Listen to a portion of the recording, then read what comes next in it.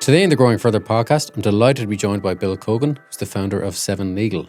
They are a specialist law practice that help startups and entrepreneurs scale their businesses towards exit. It's a really fascinating chat, and I hope you enjoy it. Delighted to be joined by Bill Cogan of 7 Legal. Bill, thanks for coming in today. Thanks very much for having me, Dave. I'm getting this weird sense of deja vu. It does feel like we've been here before somehow. But for people who happy to be back. People who stick with us, we'll let them know at the end of the episode of why we get that weird sense of deja vu. True. It's good to be invited back. If I wasn't invited back, it would be like, we actually don't want to re-record. No, we're fine. Actually, we're fine. Yeah, this is a good signal. Yeah. You are the boss of 7 Legal? 7 Legal, yeah. Started 7 Legal in March 2020. So you're an accountancy firm, obviously? Yeah, exactly. No, we're lawyers. Started March 2020. We're a team of about 20 lawyers now, predominantly working with VC-backed companies, both in the UK and the US, or anyone expanding to those markets. About 50% of our inbound business would be around some sort of fundraising event. So typically... an institutional investor coming onto the cap table, at which point, founders need legal support to protect their interests, make sure the deal is going well, and execute quickly as well. Post-deal then we'll stay on, help with growth, which is typically, all your commercial contracts, trademarking, data protection, employment, equity schemes, all your kind of growth phase will be there as your trusted counsel. And then, as mentioned, we've got US lawyers in the team as well. So we help with companies setting up in the US, expanding to the US, buying companies in the US, taking US investment. We do all that. And then also at the end of the journey, the one that we all aim for, at the exit as well, we do have an A. Yeah, exactly. When clients hit pay dirt, we're happy to help them get that over the line as well. Cool. Well, we'll talk a little bit later maybe about how you're better equipped to do that than maybe traditional law firms, but what's the name mean? Where'd it come from? 7 Legal, it's just genius branding on my part. It's a lucky number, which is apparently very lucky across a number of cultures. It's my wife's birthday. Our first house is number 7, my football number when I was playing to the lofty heights of Clapham. Cristiano Ronaldo. For the Sunday League. Echoing those greats. It's just a number that comes up quite a lot. I was trying to think of a brand name for a business. I think I floated it, I think I turned around to Edwina in the back of a black taxi on the way to Borough Market. I was like, what do you think of 7 Legal? And she was like, that sounds cool. I was like, all right, done. Fine. Let's park that and get on with the rest of it. And it wasn't taken, so that's good. Yeah, we get pretty good reactions out of it. So, we've managed to come up with a name, get the logo done, get the trademark, and off you go, really. It's kind of the story of most entrepreneurs. You just get started and get moving. So we're in London. You're based in London. Yeah, I've been here now. You have not picked much of an up London accent, so you're from Cork. So tell us what young Bill was like. I'm indeed, from Cork, born and bred. My family, we grew up in Cork, but went back and forth to Australia quite a lot. I have a dual citizenship between Ireland and Australia. One of 6, so the 3 younger were all born in Australia. The 3 more senior siblings were born in Cork. We were back and forth until I would have started primary school in Cork, in Glenthorne. So I'd probably be the most Irish of all of us, I would say. My sisters would have, had broad Aussie accents. Only started secondary school and stuff. So big affinity to Australia. I think I was quite lucky in that regard, in that we were traveling. From a young age, you kind of open up the whole world to you. And I think traveling as a kid is a massive privilege. I think it's a real advantage as well. It kind of gives you perspective that there is a life outside Cork, which kids are much better travel now than they were when we were kids. Absolutely, yeah. We were certainly a bit of an outlier of a family, I would say. Our cousins always laughed that we were just we'd just be taken up in the night and we're off to Australia and back again. So I think it really helps. It's probably opened up my horizons. Certainly, I think from as soon as I was ready to go to university, I kind of wanted to go to Dublin. As soon as I was finished in Dublin, I wanted to go to the US. As soon as I was finished in the US, I wanted to come to London. So, it's a big advantage. But there's business in the background, so that's what brought the family back and forth to Australia. Yeah. My parents were entrepreneurs. I was kind of lucky in that regard as well, and that I was exposed, quite early to what starting a business looks like, what running a business looks like. certainly takes the kind of glamorous edges off it. It gives a good dose of realism, really, of like, hey, look, you get started, you work really hard, and you hope it goes well. So yeah, that was great. My parents started as teachers, went down to Australia after college, then went into childcare centres. So built a few of them up in Australia, sold those up, came back to Ireland. It's probably late 80s, early 90s. Probably wasn't quite as booming as when we were in university. So my dad came over to London, started childcare centres here in London, which, again, as kids, we were kind of coming over to London then in summer holidays. So London feels a bit of a kind of a home city to me.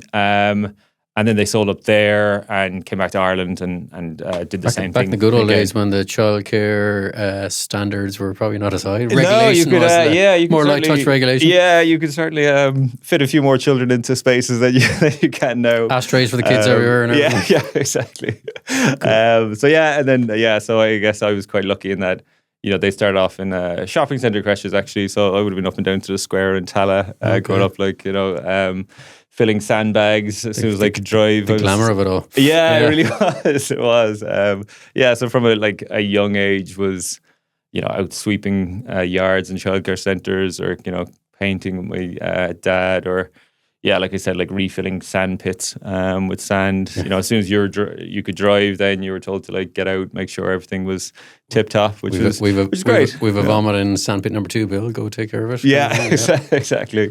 It was great experience, great exposure. I think you naturally, as I said, it kind of demystifies really starting and running businesses. Really, it's just like, oh, actually, I think if there's, something, if your parents, if there's exposure to something as a kid in your family, you kind of generally, pick up quite a lot there and go forward. Hence why, actually, when we decided to go to university, I guess business and law was of interest. I think, law was kind of looking at kind of a technical skill that you could learn and apply really to business. So I think even when I was kind of doing legal studies, it was always with a view to be, very commercial, be involved in business, and, to have a skill set that gets you into the room really in terms of the decision makers, being able to run a business, etc. So the caliber of the classmate you were bound to encounter was the big attraction of the course you signed up for? Look, some of them dragged me down, but we're still here. We're still here.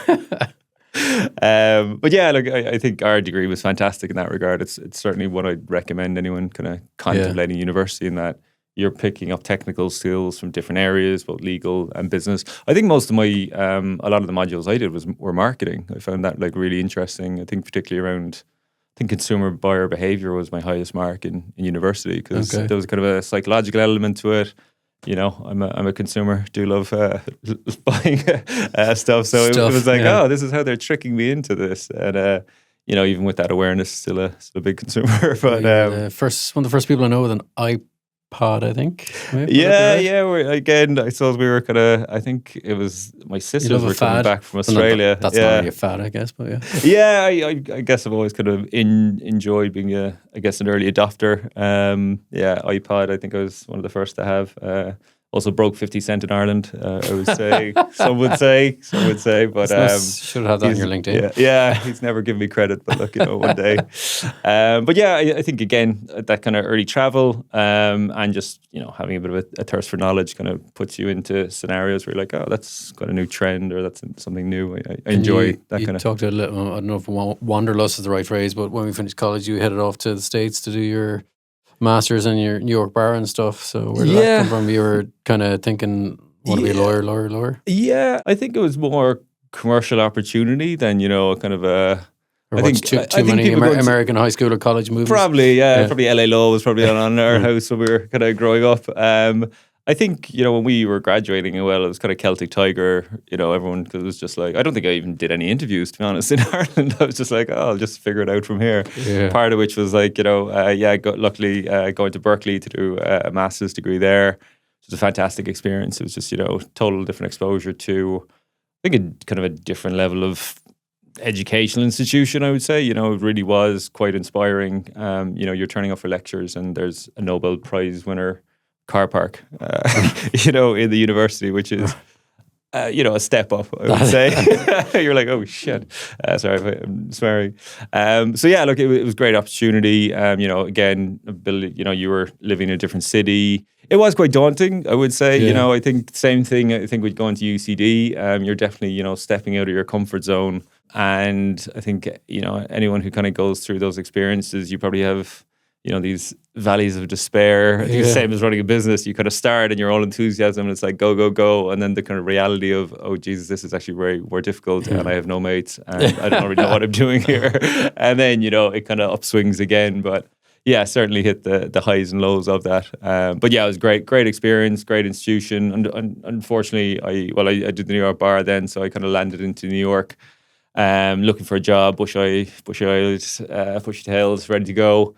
And the week Lehman blew up in 2008. So exquisite timing. That was fantastic timing, yeah. So hung around New York for about 3 months, looking for a job, was unsuccessful, so came back. Did a couple of interviews in Dublin, was unsuccessful there again, and then came to London. Tumbleweed territory at that stage. It was difficult. Yeah, I think the feedback from a couple of the Irish firms was just like, look, you're just going to bugger off here as soon as... look, they were probably correct. You told me before you met as an Irish nun in New York that tried to open some doors for you. Sister Mary, it was incredible. It's the same thing through like the Irish diaspora, and you get out and you talk to as many people as possible. A buddy of mine who I'd kind of met through a friend of ours, actually, Gráinne Crowley, Mark Sheacon, had gotten a job in a US law firm maybe a year or two ahead kind of us. Pre-Lehman. Yeah, and like, as with anything, you over a couple of beers, you're like, how did you do that? And he was like, look, it was an Irish nun actually that introduced me to a load of law firms. And in fairness, she did the same for me. Like, she put me in front of like a lot of really like top class New York law firms, which I wouldn't have got anywhere near. And the kind of universal feedback was like, yeah, look, great guy, lovely lunch, but the world is melting here, and I don't know if I'm going to have a job, let alone give this guy a job. So, and how is Sister Mary so connected? So interestingly, she was a full-time nun, as you are. But she was a part of an order that actually goes out and works. So she actually became a bit of a heavy hitter in the reinsurance industry. It was pretty incredible. Is there like a Netflix show about this lady? I think that there should be. I need to, but yeah, it was incredible support, and yeah, it was a great experience. You're still kind of fresh out of college. You're kind of going into these lunches with like law firm partners in New York. It was just like, quite intimidating. Yeah. But yeah, it was just this was a funny time. The world was melting. I think we're all still feeling the effects later. But from my perspective, I kind of got back to Ireland and then came to London. Going back to Ireland, I think about Christmas 2008. Came to London then, February 2009. I always remember the date because it was 13th February. My sisters, who are also run their own businesses and entrepreneurs, very much an inspiration for me in what I do. They were running a jewellery store at the time. So I roll in 13th February, convinced I was the best salesman that ever lived. I was just like, I got this. This Sales is falling out of the sky into my lap. Obviously the 15th of February in my retail career took a bit more of a realistic turn. And from then on was kind of, trying to get your foot in anywhere really at that stage. So you have your New York bar under the belt at this stage? I had a B&L, an LLM from Berkeley, New York bar.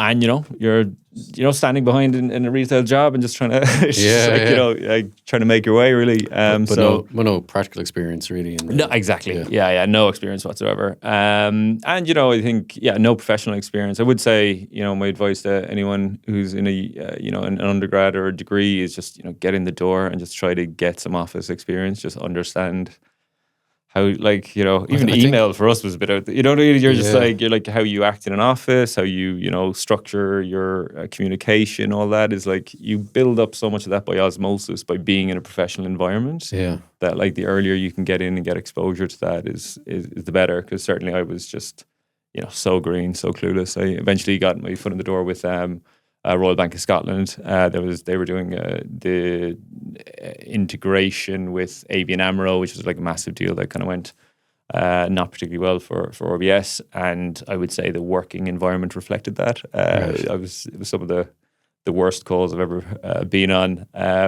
Mainly because I probably didn't know what I was doing. Either, you know, like you're just kind of sitting there being like, what the hell is this? And yeah, you're just trying to get your foot in the door. But yeah, I managed to stay in there for about a year, and then went into an oil and gas company for about 5 years. Again, just got my foot in the door just by kind of going in, doing a bit of contracting, and that turned into a permanent role for about 5 years. We're doing like emerging markets, oil and gas deals. So there was an element of just luck, timing, and, you know, taking an opportunity, I suppose. You know, once you're kind of, I always think if you can get in the door is the hardest part. Like, you know, I think like maybe I'm generalizing now, and maybe it's just the people I'm coming across, but people in college and recent graduates and stuff now are so much more switched on to getting kind of internships, getting experience, getting in the environment. Absolutely. Where we were just trying to plan our next summer. And, absolutely. I saw that even from my own, you know, little brother and sister who were like 6 years below us.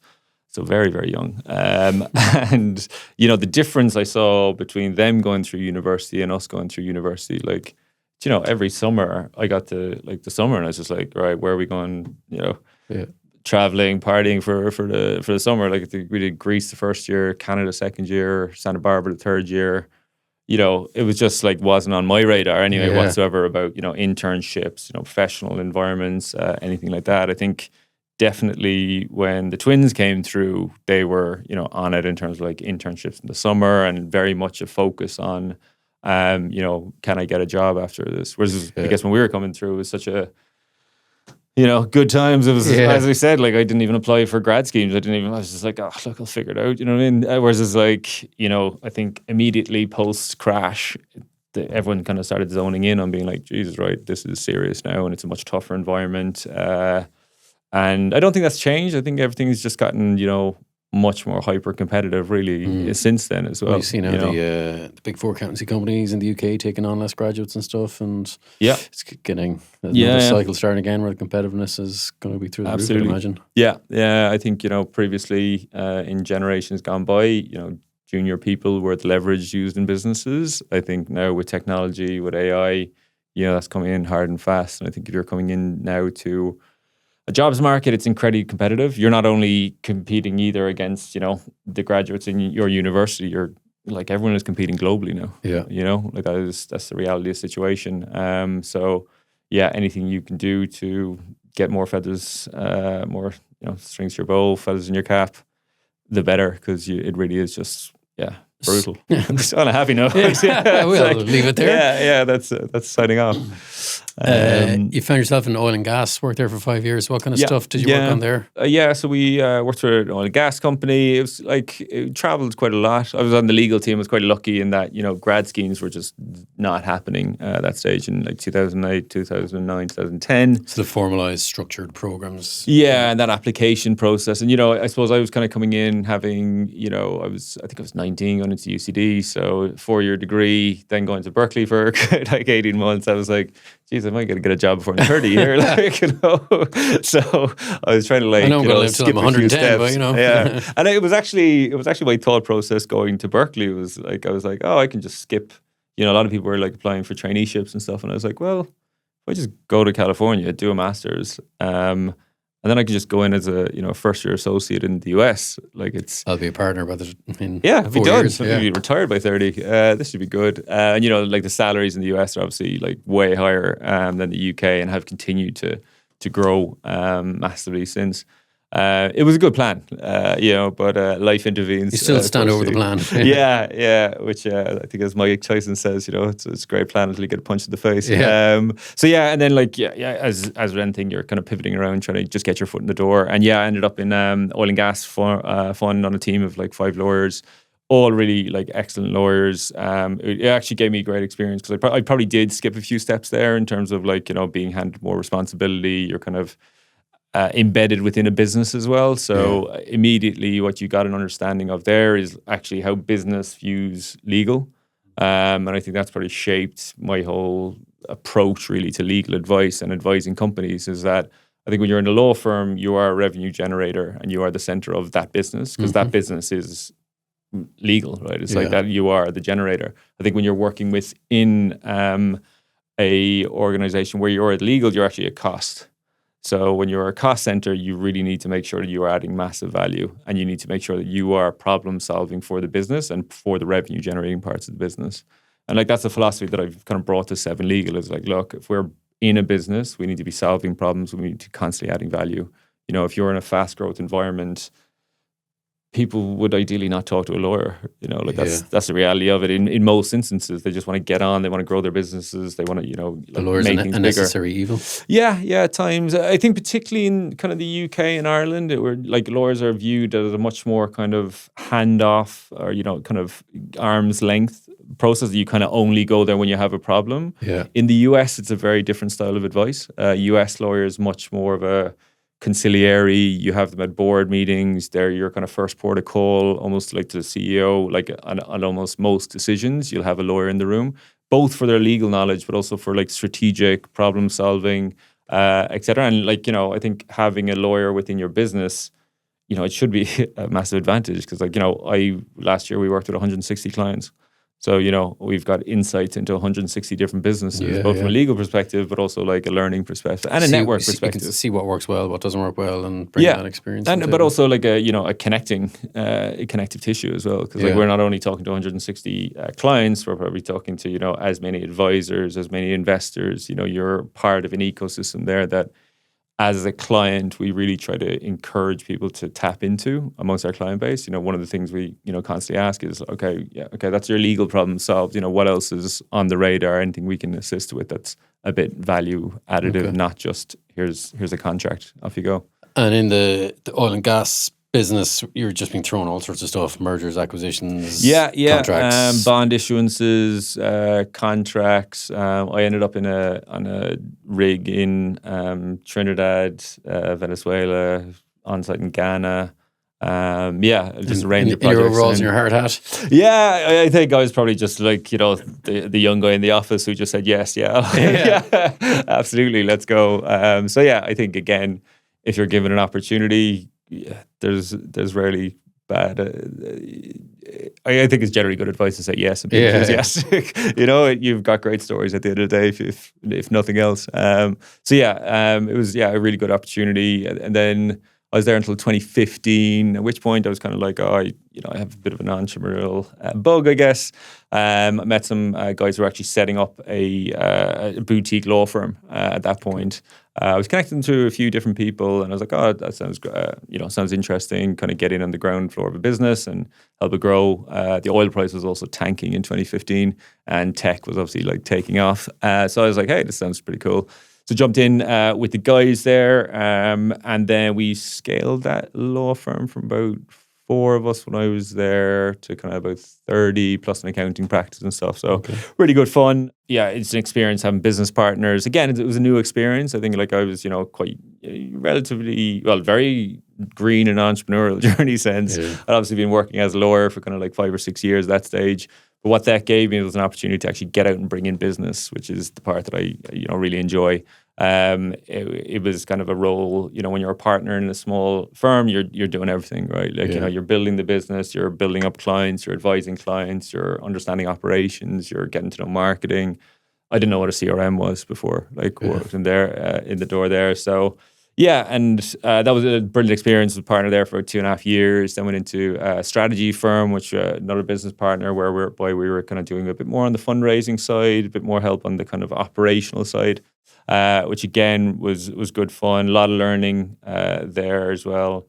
I think I'd been kind of honing in. I'd kind of gone from 4 business partners to 2 business partners, and then I was like, maybe I could just be better off doing this myself, which is no reflection of my former business partners, but I think just myself, my own kind of mindset. I'm quite, I like my own direction, and was pretty much ready at that stage to kind of fall on my sword, whether it be my mistakes. I was like, look, I think I can go and have a crack myself. So started Seven Legal then in March 2020, which again was, great times for a life decision. Started pandemic. If you hear of me making any big life decisions, I'd say run for the hills. Go to your nuclear shelter. Yeah, literally. But I was quite fortunate in that regard, in that I'd kept quite a few of my clients kind of from my legal practice kind of moving on the side. There was a bit of regulation change as well in 2020 in that solicitors could now work from non-SRA regulated companies. Okay. So yeah, previously you couldn't operate as practice as a solicitor, but now you could. And I was like, oh, this is actually quite good timing. I kind of realized as well, like legal is a must-have, for most businesses. Whereas I think strategy consulting at times can be a bit of a nice-to-have. So you can kind of be put on the long finger quite a lot. Whereas it's, legal, people are generally come to you with a problem, and you can generally solve that problem. And kind of come back to my amazing sales skills. People always have problems. Yeah, and I think coming back to the reality of my amazing sales skills, it's a lot easier to sell to someone who really, has a very identifiable problem right then and there. Yeah. At which point, it's a much easier way because you can get in, you can work with people, you can build trust, you can perform.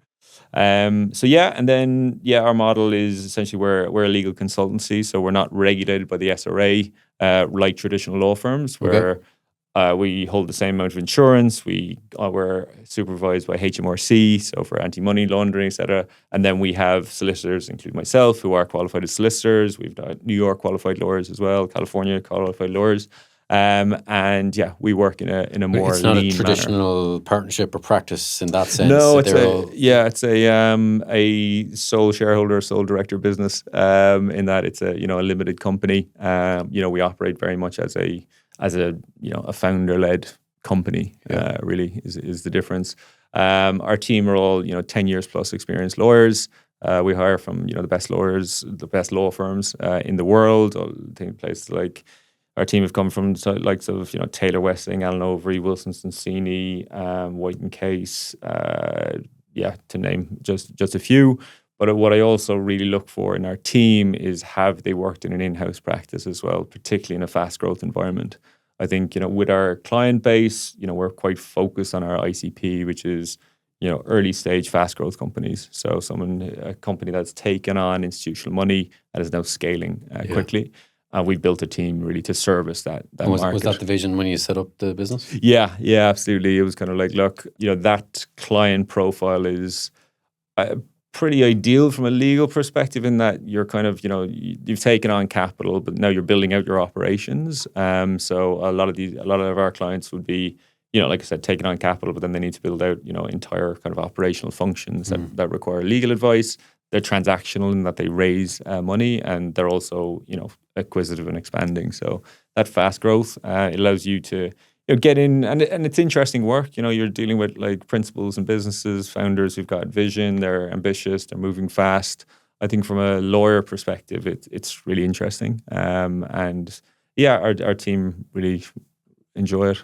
And the attraction for the clients is that they're probably at the stage where they don't have a full-time head of legal. Is that right? Exactly. You provide that on a on a day-by-day basis, or exactly. So we're as kind of light touch or as embedded with our clients as they need. So some clients will just we'll do a transaction, may not see them for 12 months. Others are like, hey, we've done this transaction, we need to build this we need a lot more day-to-day support. At which point we can place lawyers actually into their business with their own email address. They can outwardly face as a general counsel of the business.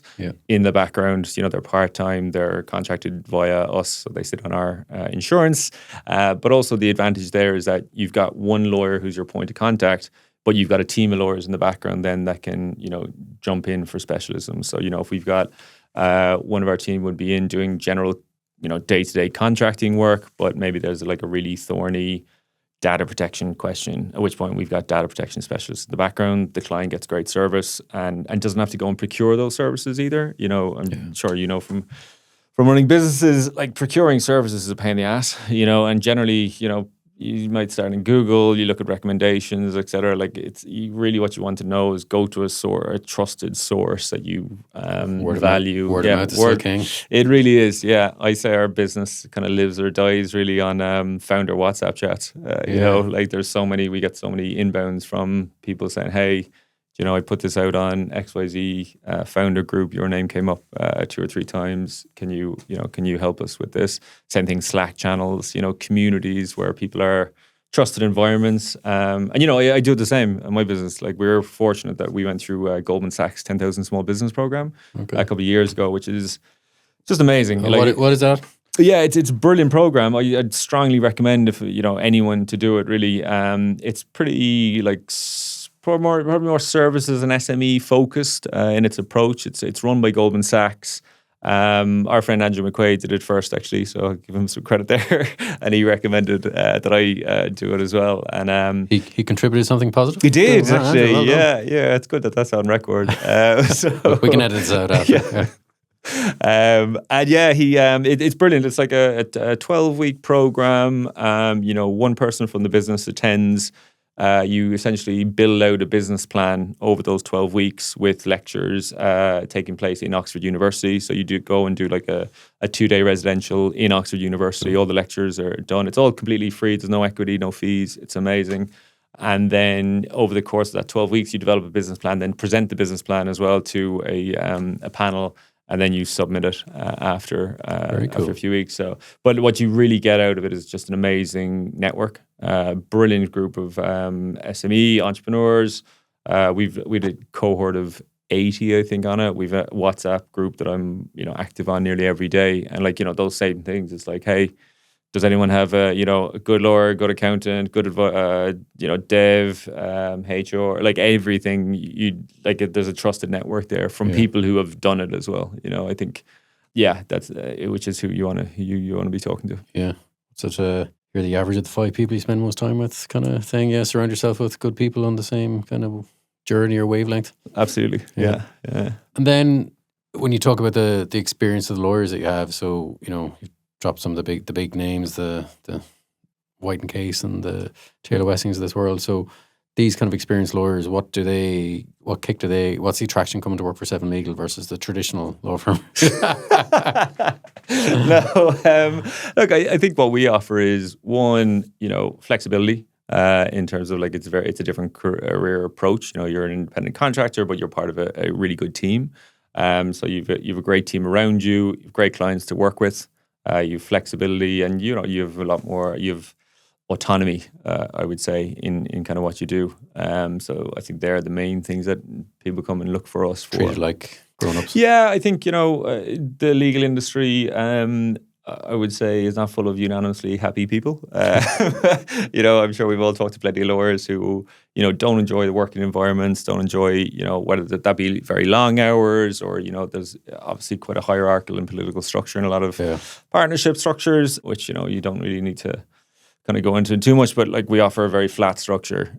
You're working with senior people, really good clients, good atmosphere. We get together. We're almost fully remote. We give access to co-working spaces as needed, and then we get together quarterly. I think overall we just try to build a culture and environment where people can crack on, do good work.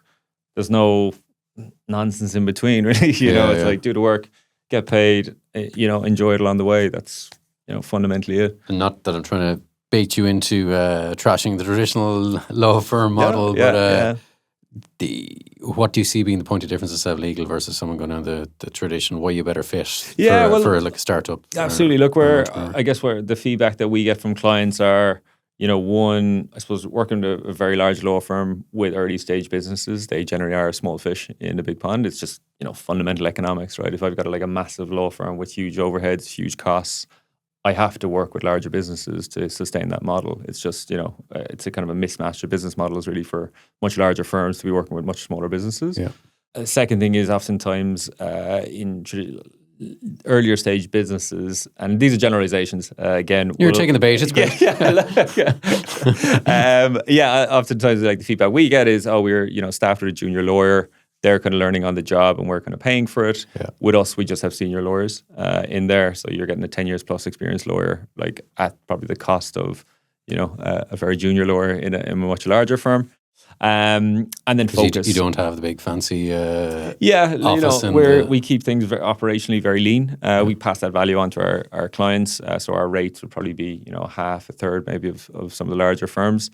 But again, our clients aren't going to pay those rates either. So again, I think I talk a lot about stage specific advice. So, when you're kind of early and scaling, you need to be a different type of advice than you do when you're going for an IPO. It's very simple. And we've got good relationships with much larger firms. Wilson Sonsini are a friend of ours. We refer work and back and forth quite a lot there. And again, it's getting the right advisor for the right stage of your business. And I think that's reflective in like lawyers, legal providers. Same thing with your accountants. Same thing with your board. Everyone around your business is going to change. Same thing within the team itself. Even like founders, co-founders.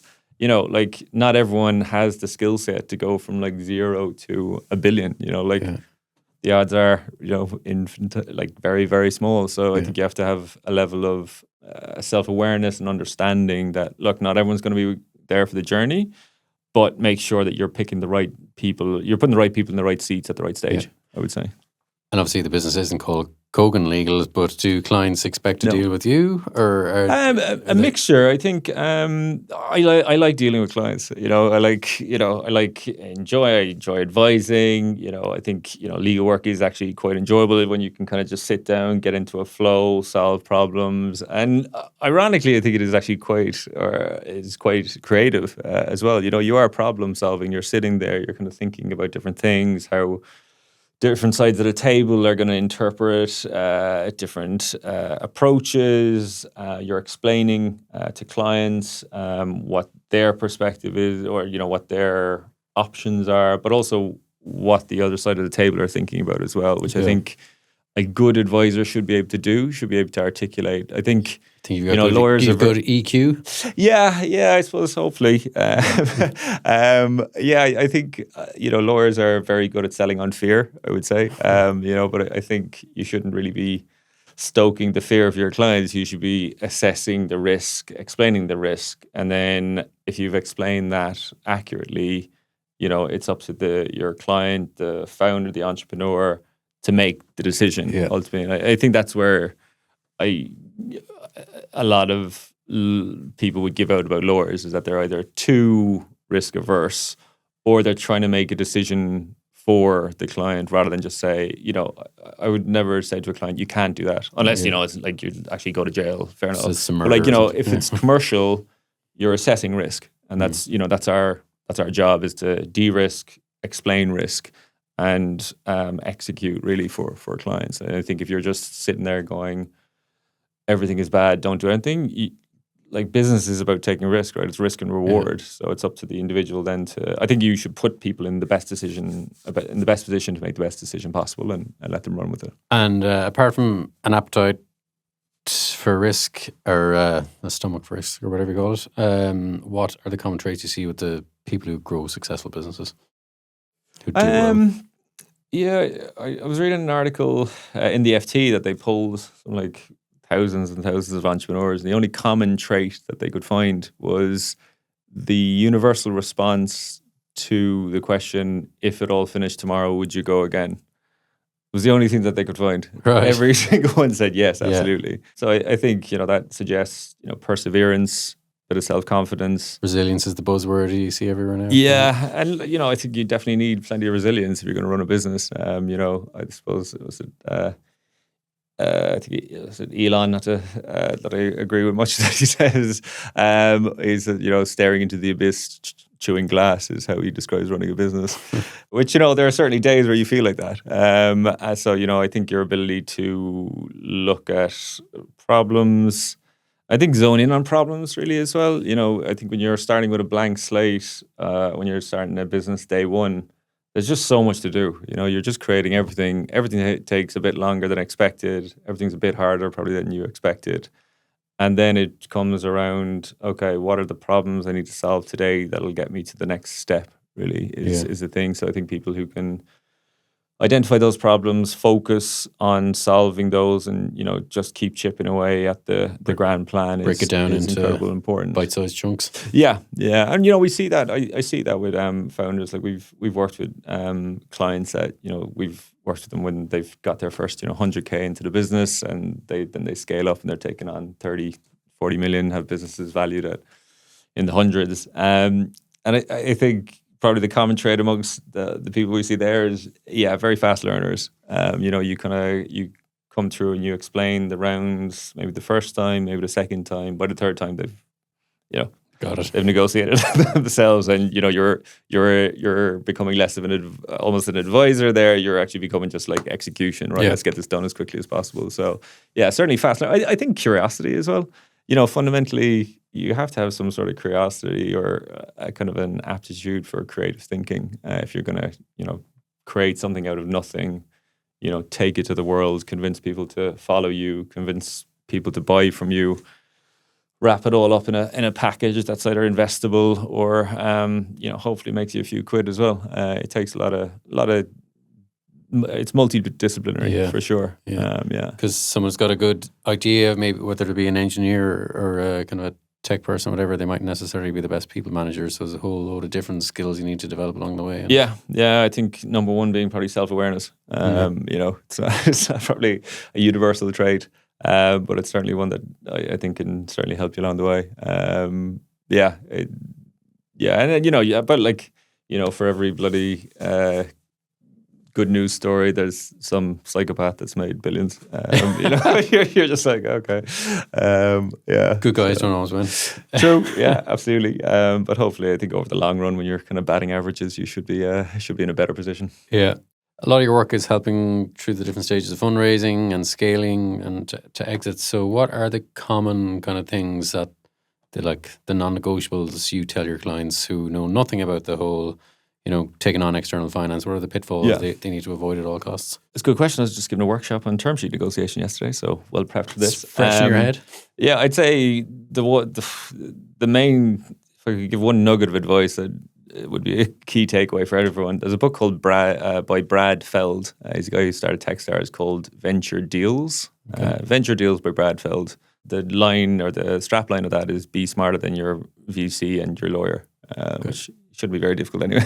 But go and read that book. It's actually really interesting. I read it in a day because I was just like consuming it. I think it was like 2015. I was just getting into tech and was advising clients. So I was probably trying to stay a step ahead. You're cramming before an exam. Yeah, but it's brilliant. I think it's kind of influenced my approach to advice as well, because what it does brilliantly is it explains a concept in a term. It kind of runs through a whole term sheet and hence a whole kind of fundraising process. And then it gives it both perspectives. It gives it a perspective from the investor as to like why this protection is here, which is mainly based around someone ripped someone off historically. Like that's why law is here, right? It's like to enforce those obligations. And then from the entrepreneur side, it's like, oh, this is my counterbalance to that, or this is why I like that or I mind that. And it's very interesting because like some of it, like sometimes the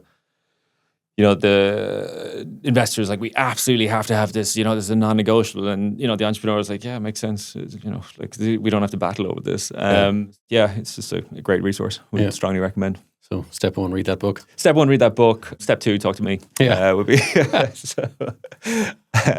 But yeah, I suppose in terms of look, educating yourself in terms of fundraising and that is huge. Like ultimately, you can't in any part of your business, whether that be legal, marketing, anything else. I think you have to have first principles knowledge of each area of running a business before you can instruct anyone, because otherwise you're giving up your agency and you're handing over, responsibility, control to someone else. And I think that's the thing that we probably see amongst the strongest of our clients is they want an explanation of the base principles so they can make a sound call on those base principles. So educating yourself on, what a funding round looks like, what the other side of the table are going to look like, what you should be batting for, what is market as well. There's a few ways to source that. As I said, talk to an experienced VC lawyer or an advisor or an investor.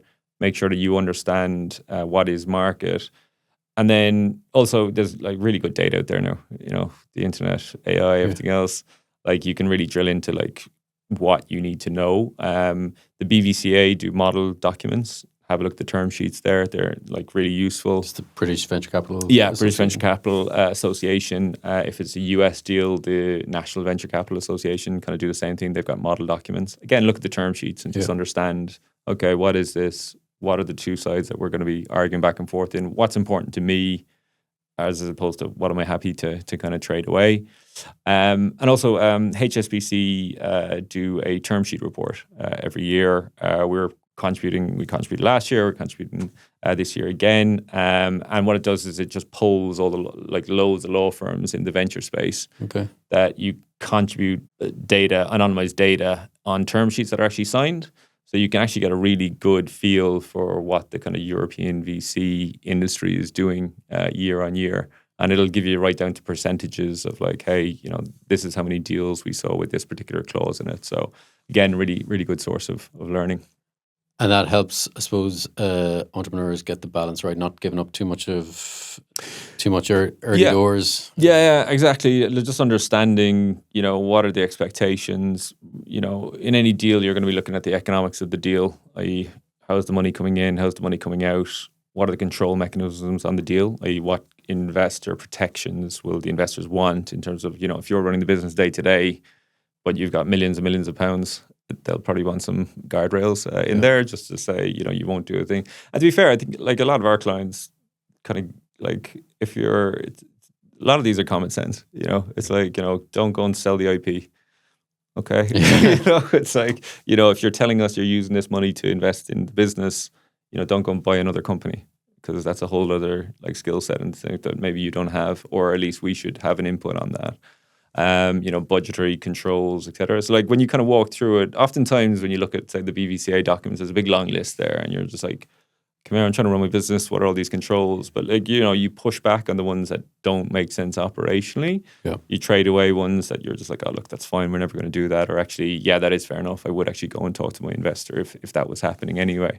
So yeah, but it's interesting. Like you see, different personalities come to the fore. Some people are just like, I want no control whatsoever. We're not agreeing to anything. Let's fight this. Yeah. Others are, probably more halfway. It's like, actually, that makes sense. That doesn't make sense. Let's knock that out. But overall, and then others are just like, whatever. So matching the right founder, the right backer is crucial. Yeah, look, a lot of people. It's like a marriage, really. Yeah. It's said a lot. Yeah, it's once you've sold those shares, once you've signed those documents, it's like selling a part of your house. You're not getting, you're not getting it back without that person's consent, and you're working very closely together. So, legal documents generally aren't pulled out when things are going well. It's only when things are going a bit south, or people kind of want to have a look at a bit closer. So, I think choosing the right investors is incredibly important. I think the only way you can really diligence on that is, I think one, understand what you want from an investor. I think just be very clear in terms of, hey, look, I just want the money. Yeah. Or, hey, look, I want the money plus I want guidance in these specific areas, or plus I want access, to your network, and and just be like fairly realistic about like, I don't think the VC industry comes out particularly well in founder polls about the kind of value add services that they offer. Not universal, but look, it's very easy to verify that, right? It's like, look, most investors have their portfolio on their website. Yeah. So, and founders talk. Like, founders talk a lot. So it's very easy to reach out from one founder to another and say, hey, look, what do you think? You've worked with these guys, girls before. Word of mouth thing we talked about. What's the reality? This is what they're selling me on the way in. Has that played out in reality? And just like do your homework, do your diligence. You should be probably doing as much diligence on any investor or acquirer as they will be doing on you and your business. And do you find that a lot of clients you come across have a pretty clear picture, I want to exit in X time frame at X value, or are they kind of, I'm passionate about this business, I want to set it up and see where it takes me? Big mixture, I would say. I think now that I think it's almost by the individual. I think you see different people and different roles. I think there's people at one end who almost hold the kind of, I think, the founder and the entrepreneur as a part of almost identity. That, they're like, I'm a founder and this is my mission in life. Other people are like, this is a business, it's a vehicle for me to create personal wealth. And, I'm fairly non-emotive about in between. And then, there's everything in between as well. It's like just people who've come out of industry. Like personally, if I'm angel investing, what I actually look for is, people who are a bit older, in their kind of 30s, mid-30s. They've come out of industry, so they understand the problem. They're taking a punt themselves by walking away from something, relatively lucrative. So we're aligned in terms of they want to grow, and they have enough bollocks to go and do that. Yeah. And then I think it's probably a different temperament and approach in terms of the kind of journey. Because that's probably the profile that I probably look for, and probably work closely with. It's probably reflective of my own journey, really. In that, I'm like, oh, actually, I think I could do this a bit better than everyone else. So why don't I just go do it? I've heard it said a few times that VCs spend 90% of the time talking to other VCs. So it's could be a bit of an echo chamber. So do you think there's a big kind of herd mentality, or are there obvious problems with the VC market you'd try and fix? Yeah. I think any industry has its problems, doesn't it? We could cast aspersions over lawyers, bankers, accountants, tax advisors. Everyone's like, the other people have a problem, But, founders, who do founders talk to? I've just sat here and just been like, the only people I like to talk to are other founders. It's like, I think with VC, I think the problem, I guess the point is there's a bit of lack of original thought. I mean, everyone's going after the same AI. Yeah. Look, we're certainly seeing that played out at the moment. There's just massive, you're feeling I think it's record numbers of capital being raised at the moment, but in a higher concentration of companies. So much more money, but being focused very much on area. And we talk to founders who have very, very solid businesses, but they're just come here, unless I've AI, it's just sucking the oxygen out of almost the rest of almost the economy, really. It's which is not ideal, I would say, and we'll see where that goes. But yeah, look, it's tough to kind of throw a tar, but as I said, I think the problem with tech and VC is there's so much kind of media and commentary about it that I think people kind of lose the fact that you're just raising a few quid and trying to launch a business. It's not that mysterious or glamorous, really. But I think there's a kind of a media and a hype cycle around it that takes away, that kind of glamorizes it and kind of blows it up to more than it really needs to be. Which is, hey, look, you're going to raise some capital, you're going to build a business. Ideally, you'll grow and sell it. Yeah, and at the end of the day, if the financials don't work out, it's not going to succeed. And if the financials do work out, it will. Yeah. It's got a good shot. Yeah, and maybe that is the fascination with the sector as well, is that sometimes the finances kind of come second, and there's a kind of a departure, a buzz cycle. Yeah, departure from financial metrics that we probably haven't seen historically. Yeah, you've the business now for 6-7 years. Yeah. Is there any? Are you seeing in a development in the types of clients you're coming across, or is it fairly? Are they always different, or is there any kind of trends you're noticing? Yeah, I think our kind of ICP, our client is, as I said, kind of VC backed early stage companies that are growing fast. I'd say we've seen probably more and more of a shift in terms of towards UK business being bought by US acquirers. It's something that I think we're pretty well positioned for, having UK and US lawyers and thing. But certainly it's a growth area for us, and one we probably couldn't have serviced before the last couple of years when we've kind of built out that US team. UK businesses actively seeking US money more, or US both acquirers? I would say, yeah. That's certainly 4 years ago, 4 years ago, you probably wouldn't hear many UK companies going, I'm going to the US to raise. It was very much kind of a UK, European focused raising strategy, whereas the last couple of years, the US side has really exploded, really, in terms of the number of companies doing a Delaware flip, where you're putting in place a US topco and then raising from US investors into that, keeping your UK or your Irish presence, but having that kind of US topco. That's become a much more common approach. We've, as I said, 4 years ago, you'd rarely hear of a founder setting up a US company just out of the box. Whereas actually over the last 12, 18 months, we're just seeing that a lot more. It's people are just setting up in being a kind of a US, from a corporate structure perspective, being a US company first, and then having your operations in Ireland or the UK.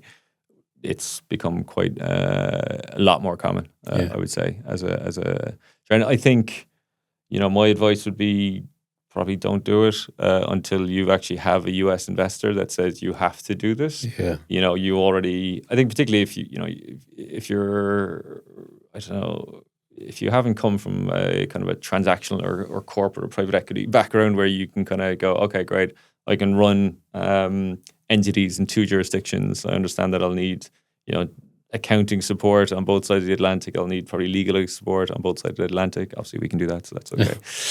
But, it just introduced complexity where, running a business gets complex quite quickly regardless. I think introducing that complexity without justification at the start isn't probably what I do. And also you can kind of, these restructures you can do in a few weeks anyway, which is going to be about the same timeline as you'll do for raising a funding round anyway. So, if you're talking to a US investor and they say, hey, we only invest domestically in a US entity, it's very easy to say, cool, give us a term sheet, we'll do the flip, and it'll all be done in 6 weeks anyway, which is within the timeline of a transaction. So, yeah, I'd say that was probably the biggest trend that we've probably seen over the last few years. So you talked about US and UK. So how useful has Irishness been to you setting up the business? I know apart from Sister Mary, have you... Sister Mary, has the Irish-American angle been good for 7 years? Yeah, it has been actually. It's been funny. I suppose I haven't spent any of my professional career in Ireland, so it's always been in London predominantly. So I probably had to kind of go back and develop more of a kind of a network in Ireland, kind of in and out of Dublin and Cork, and to know kind of advisors, companies, investors, etc. And then, but in New York, you're obviously open. It's very much welcomed with open arms. There's a fantastic network actually called Digital Irish, which I couldn't recommend strongly enough. They're based global now, but I think when I started when we were kind of starting into that, kind of dipping our toe into New York and stuff, that was one of the first ports of call. And it's been brilliant. There's been actually a brilliant boomerang effect of kind of going to New York, of meeting much more Irish people in London that I never would have really had any kind of exposure to. And the same thing back in Ireland as well. So yeah, look, if you're a tech entrepreneur, you're kind of thinking about going international, I just can't recommend Digital Irish. Jack Stenson on the podcast, so he's big cheese friend in the Digital Irish world. Yeah, absolutely. Doing great things. In fairness, Jack, the whole organisation there is just brilliant. I can't speak highly enough. I actually invested in their fund as well, and they're investing in Irish entrepreneurs that want to expand to New York or the US generally. And what they'll do is they'll not only write a check, but then they'll also open up their network and properly add value there. So it's smart money in every sense of the word. So yeah, couldn't recommend that highly enough. Look, I think the reputation of Irish people generally is well received. Yeah, it's a positive for sure, like net positive. I would say 100%. You've kept the accent, which helps despite your many years abroad. Despite it all. And before we talk about why this sense of deja vu really kicked in, have you got any? Do you have a vision board?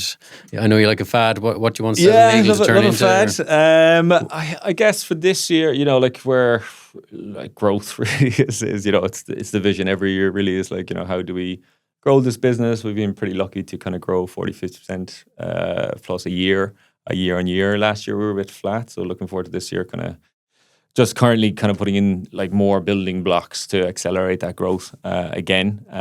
So yeah, that's really the game plan really. We kind of have 3 pillars across the business, which is the transactional work, which I mentioned, the fractional GC piece, which is that business as usual, day-to-day operational support, and then US expansion as well. So they're the kind of 3 areas that we look at. So in terms of each of those, it's strengthening the team, strengthening our messaging, and bringing in a lot more kind of marketing and growth support is where we're investing at the moment. Cool. Well, deja vu is over, so I can now reveal that I was actually hacked. The recording we previously did before Christmas was taken by some bad actors, and you've kindly sat down to record this for a second time. So thank you very much, Dave. I think actually the first one wasn't great. I want to give you a second chance. I felt that went way better. To be fair. No awkward silences, but I really appreciate you sitting down with me again, and we'll definitely save this one down properly. Fantastic. Thanks very much for having me. Thanks, Bill. Cheers. Best of luck with 7 Legal. Cheers. Thanks for tuning in to today's episode of the Growing Further podcast with Bill Cogan. If you enjoy that, we've plenty other episodes, so please check out Growing Further wherever you get your podcasts or growingfurther.io.